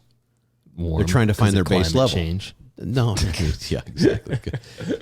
Maybe it's a bad analogy. Maybe I've gone too far with it. But the thing that bothers me about today's what we're talking about today, and kind of the overriding circumstance with the speed of information dissemination and how we absorb it and our lack of attention span. I think the year 2000, it was considered it's 12 seconds versus 8 seconds a day. Those are marketing studies, by the way. Always marketing, going back to my capitalistic statement. But the way I look at it today, the problem we have is right when people are starting to go, because people aren't stupid. They might be emotional, they might be logical, but they ain't stupid. I don't think. And so they see these things happening. They're not unaware. They're more intuitive. It's the problem is we're redefining everything. Sure. We're taking these elements that we used to call news, we changing them abruptly till they're sensationalized, biased commentaries and op-eds. But if now in today's society we call that news, then everybody that used to think news was news is now being told news is news here. Well, but so it sets a new baseline. Yeah. So, and you're correct in saying that, but I guess my whole point when it comes to, back to Beowulf's question as to why everything matters and the whole fake news aspect of it is, and I said this before, these companies are tied to their narratives. New York Times can't just be like, well, you know what? We were wrong about everything.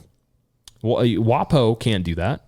Fox News can't do that. Well, they probably will now. They'll just do it slowly with Disney until, whatever you you see. the question right there. I understand, but again, it's they can't do it overnight. Like, you're not going to see the people on the left or medium left move right.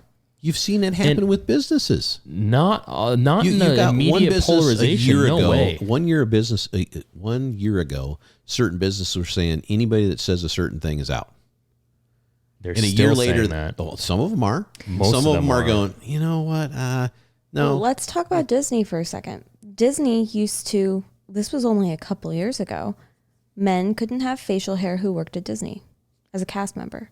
You couldn't have visible tattoos. Mm-hmm. How things have changed, right? Now you can, and you can also openly claim during company meetings that you're trying to trans children. I mean, here's the thing. My point is that once you start going down a path, you can't get off of it. So to address the point of everything ending in chaos, I don't think that's the case. I just think everything, as you were saying a second ago, I would say maybe I should reframe this. The baseline constant that I see as culture will just eventually meet that low level of the ocean. We were up here when we had a consistent view of, okay, everyone, pursuit of happiness, the life, liberty, open respect to First Amendment values and the Constitution, and being able to pursue a dream that you want to live in America. That's the tier, because we can over the last 100 years, there hasn't been a growth in the way, or over human history, there hasn't been a growth when it comes to wealth and lifestyle and ways of thinking as there has been over the last 100 years. And I would say that so far that would be considered the peak. And I don't think that's indefinite. I think eventually, as you said a second ago, things have to find that constant, which is that baseline. And when it comes to these organizations that are tied to their narrative, and that might be an assumption on my end, but I don't find it very hard to believe that all these organizations have I don't find it hard to believe that all these organizations do not have a consistent commitment to the truth, primarily due to their painfully obvious bias. When it comes to CNN or when it comes to Fox or any of these organizations, their bias is so unbelievably painful. I find their points of reference spotty. And the bias, though, frankly, in my opinion, really isn't the total issue. The total issue is that it's the presentation that they're not biased. So if I go to Fox News or I go to CNN, they're not going to come out and say, you know what, we're left-leaning and we're only going to lean left. They're not going to come out and say we're right-leaning and we're only going to lean right. And the organizations like The Hill are not going to come out and say, hey, we're center of the road. Well, they won't. Bias is based on your perception of where you are. Well, it's also if you don't based believe on, you're left-leaning, if you believe you're right, then you're not being biased, you're being truthful. Yeah, but those preferences and those viewpoints of left or right do have social parameters that we can relate to. We can relate to them if we judge things on this spectrum. But if you believe your narrow, echoed view is the correct one and the only one, you're not biasing anybody except biasing the truth. Yeah, but believing that your view is the only correct one in and of itself is a biased position. Only by somebody outside of that viewpoint. Which is everyone besides you. But my point is if this goes back to what we talked about the other day. If your perception is your lens, your viewpoint is the only reality there truly is, then you believe you're right. I'm not saying and if you have a group that has a narrowly defined parameter of what is right and wrong, then you're not biased at all. You're just trying to get people to understand the truth. An individual is different than an organization that should be committed to, per the parameters of journalistic integrity, a viewpoint of news. Why should I believe those right-hand people or those left-hand people have any credence at all? They're just a bunch of numbnuts that don't know what they're talking about. Yeah. Because they're so far to the right or so far to the left, they're so out of bounds, they don't understand the truth at all. They can't handle the truth. It's not that they can't. Right? No, it's not that they don't understand the truth. It's that they take the truth and then intentionally manipulate it. So they take the truth and they intentionally manipulate it and know that they're manipulating it. You only are intentionally manipulating something if you believe your view is wrong. I don't agree with that. That doesn't make sense. If you said to yourself, you know what? That doesn't make sense. I believe wholeheartedly that this crime I'm committing is not a crime. And I'm going to prove to everybody it's not a crime. So I'm going to get people to understand. I'm going to tailor everything I freaking say and do around this crime, whatever that crime is. Do Do you understand where I'm going? I do, but I don't agree with it. I don't think that people. I don't agree with it. You don't agree with it because you're wrong and I'm right. Yeah, but I don't think. So I'm not biasing you. But here's the problem: is you're broad stroking an individual to say that they don't have the capacity to understand that what they're saying is incorrect. No, they have the capacity to believe other people are wrong. No, I don't believe that. I think that you're doing it to me right now. I'm disagreeing with you. I think you believe I'm wrong. Do you believe I'm wrong or right? No, I think the position you take. Do you believe I'm wrong or right?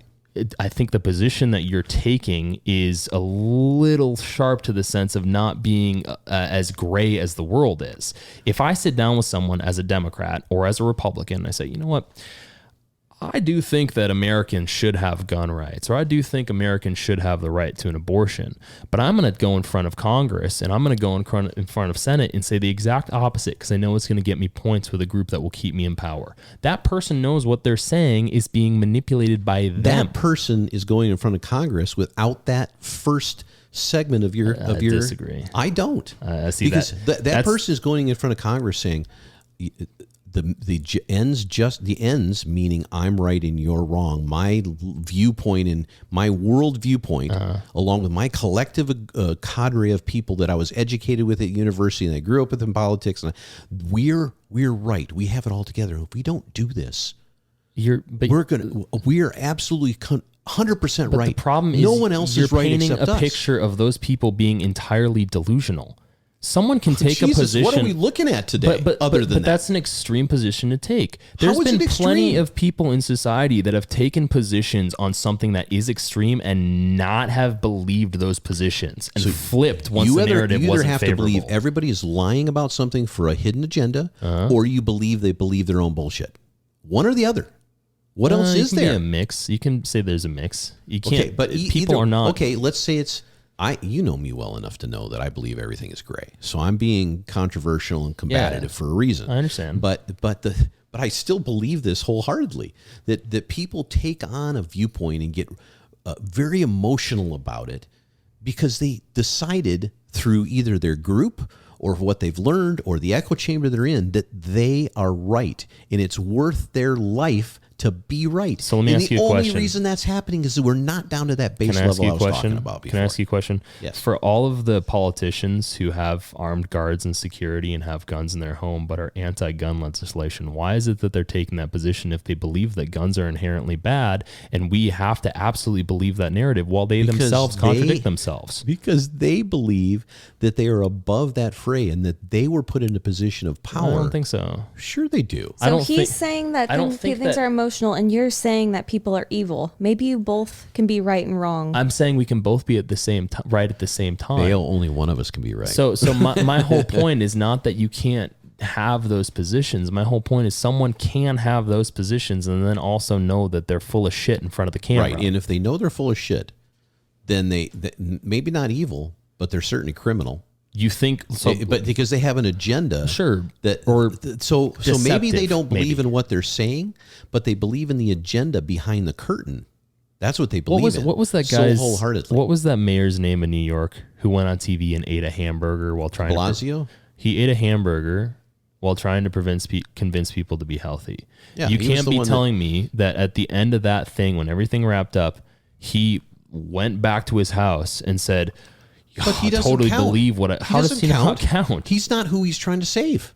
He's not trying to save himself. He's trying to save the great unwashed masses. But that's what it's always about. I don't know. I think that's an extreme Isn't position it always? take. Now think about this. But Isn't it always about that? I think you both just took very extreme positions. But it's all about the king. Would you like to contribute? Does not care about the serfs. It doesn't. But again, that's a position that I think the king can have while simultaneously believing and thinking that his narrative might also be incorrect. There's plenty of people. The king thought they were the mouth of God. They were brought up from birth. But not every single person who has ever done something thinks that way. My point is that if you are going to do something outside of your own small circle of influence, if you're going to do something bigger than yourself, you better well fucking believe what you believe in. Or be really good at lying. Okay. But if you're lying, then that's criminal.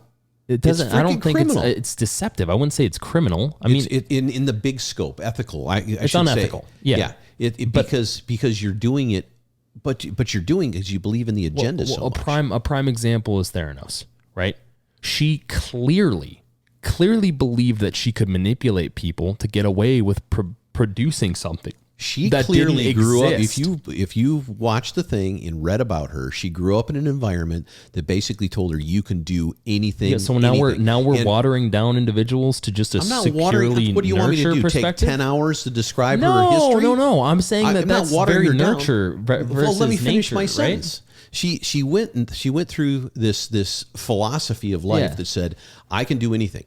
And I'm going to follow in the footsteps of Steve Jobs. I'm going to look like him. I'm going to sound like him. Sure. And I'm telling you what, the ends justify. This is what I was talking about a minute ago. The ends justify the means. She truly believed, and probably still believes, that system she was trying to put together will work and would have worked. And she was going to do all this stuff to prepare and get there because she knew 100% it was going to work. And then somewhere along the line, things crossed, and now it became. I really struggle with that because I people know have done it for years. I understand that, but fake it till you make it. People have all, but that fake it till you make it thing, by the way, is a purely modern time scenario. How do you think that? That viewpoint 100% is purely optimistic bullshit. We've talked about this in other episodes. Yes, toxic positivity, believe what you want to, speak into existence nonsense. How many experiments did Thomas Edison have before he got that thing right? I don't think he sat in front of the mirror and said, I'm going to believe this wholeheartedly. I'm going to test it until it fails. I get that. Yeah. But my point is still the same.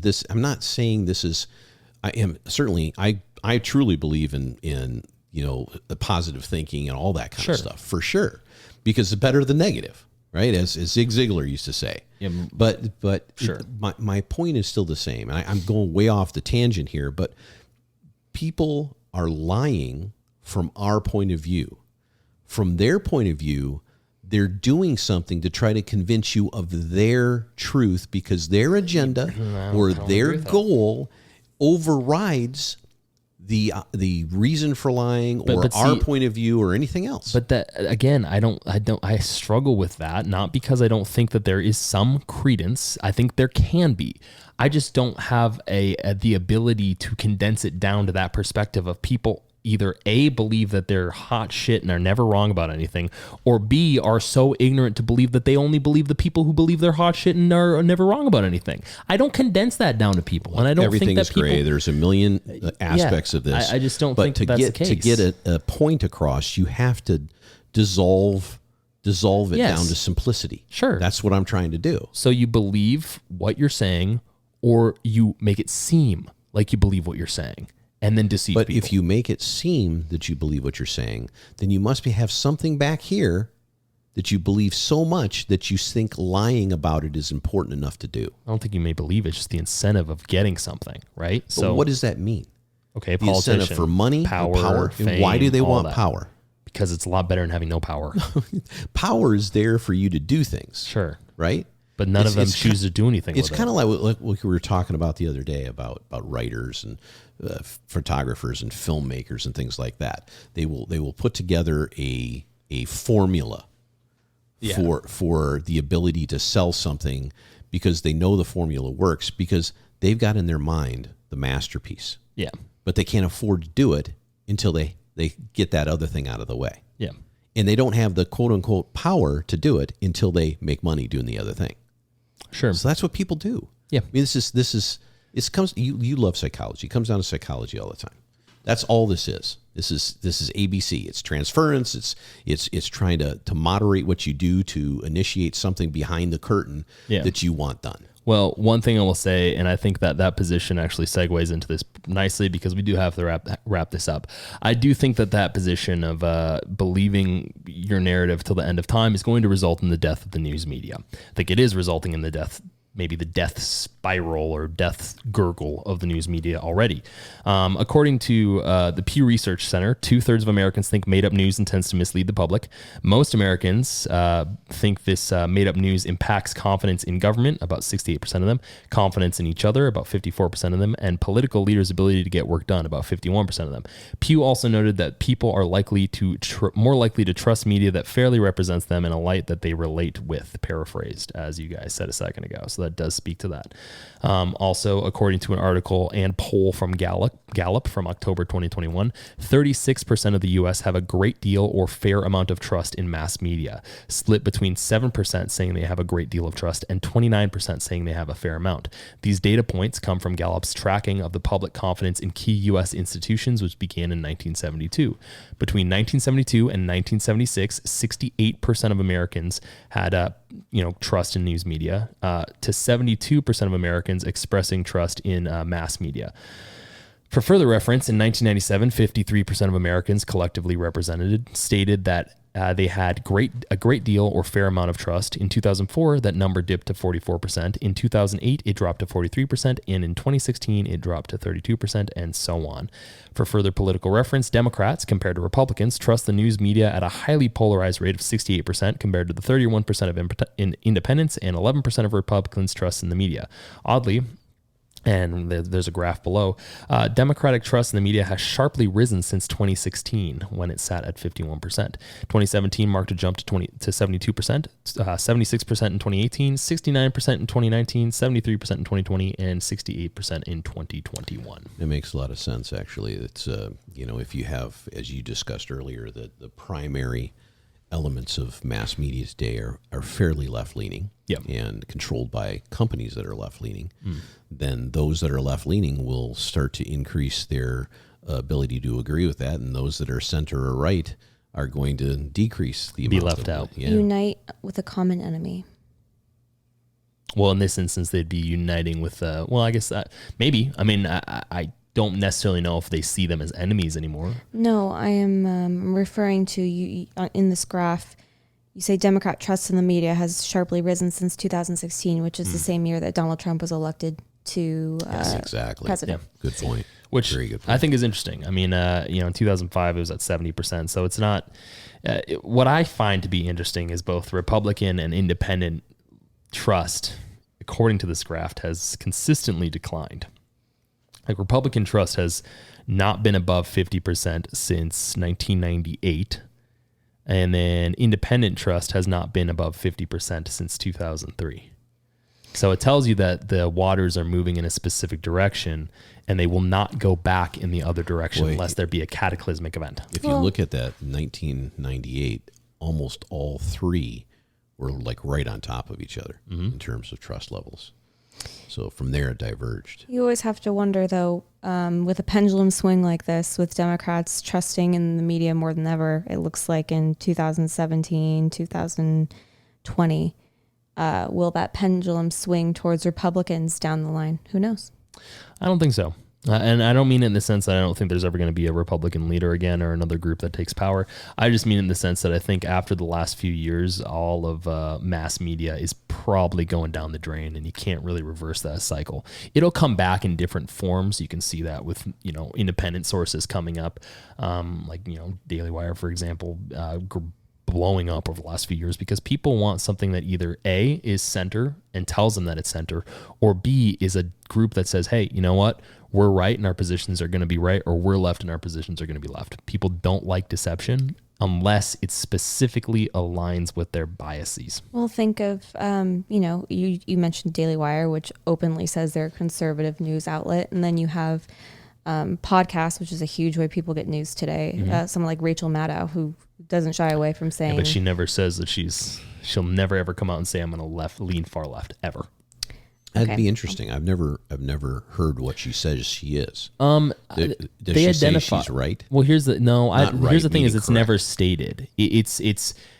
And this may have changed. I used to listen to her a few years ago, and she's fine. I don't have any qualms with these individuals outside of the Disney Corporation. I think they're trying to make a buck, and mass media is trying to stay alive. So they're going to take positions that are going to get more eyeballs on their posts and their websites in order to try and continue to exist, because the medium no longer supports them. It just doesn't. They've been going out of business for like the last 40 years. Well, it also depends on, you can look at someone like Joe Rogan, who has the largest podcast in the world. Look at his viewership. Who has been a pretty traditional liberal the entire time that he's been For the most part, famous, for the most part. And yeah, he has, here and there opinions that may differ from the norm, but he's sort of labeled as like a far right guy, which is because he disagreed with the group. Well, Right. and also because he is in competition directly with the big six organizations that own all of the media. right. And that's the realization that they must have, is that someone like Joe Rogan has an enormous amount of power with a podcast. And also, what's his overhead? Yeah, it's very in comparison. It's incredibly nothing. low. Yeah. Well, he had 100 million funneled into his pocket by Spotify. But Spotify Which also seems now low now. controls the removed. We're on Spotify. Yeah, I'm not here to talk about that, but there's always, Well, their control will be always different, and there'll be censorship in someone to some take the shape or vacuum form. eventually. I mean, if a vacuum is open, someone will fill it. But I guess the best way to end this podcast is with a quote, and this one is by John Dickinson. He said in 1968 in the Liberty Song, "Then join hand in hand, brave Americans all, by uniting we stand and by dividing we fall."